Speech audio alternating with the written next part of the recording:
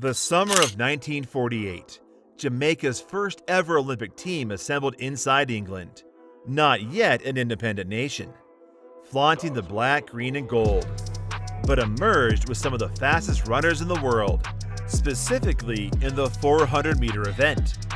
These men, the likes of Herb McKinley, Arthur Wint, George Roden, and Leslie Lang, combined to create a formidable 4x4 squad, one that became Jamaica's first ever relay team at an Olympic Games, and 4 years later became the first ever relay squad to win a medal by winning gold at the Helsinki Games.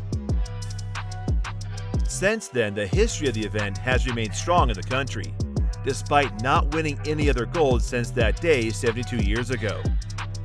Seeing that they have more Olympic and World Championship medals in the events than any other event on the male side.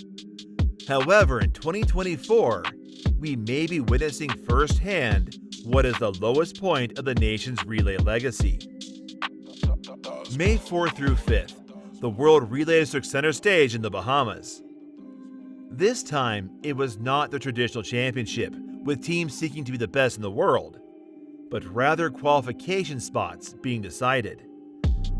After only the Jamaican men's 4x1 team secured their spot in the first round, all the other Jamaican teams made it through by the second round of qualification, except the men's 4x4 team.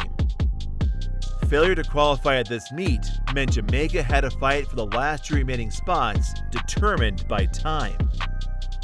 June 16, 2024, 46 days before the start of track and field at the Olympics, Jamaica assembled a squad to make one last push for qualification in the Bahamas at the New Life Invitational.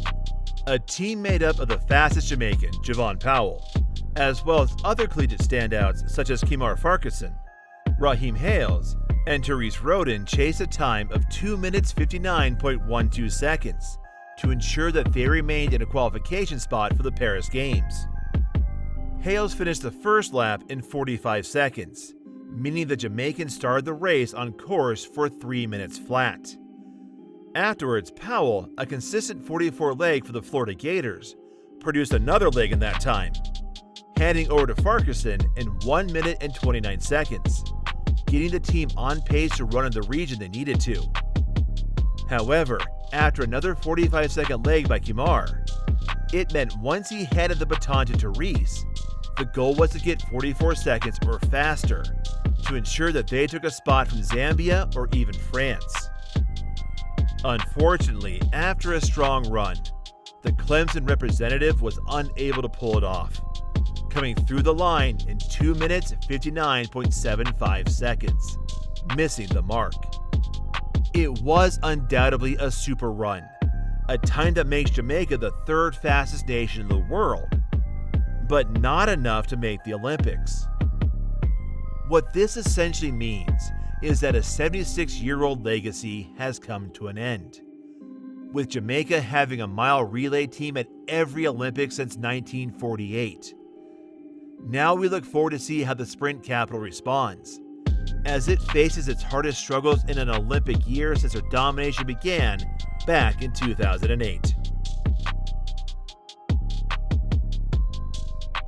Goodness me, Javon Francis has gone crazy here. Now Rooney's got to be careful, he's got to just settle, because surely Francis cannot keep that going. Now Rooney in fourth place, Trinidad and Tobago with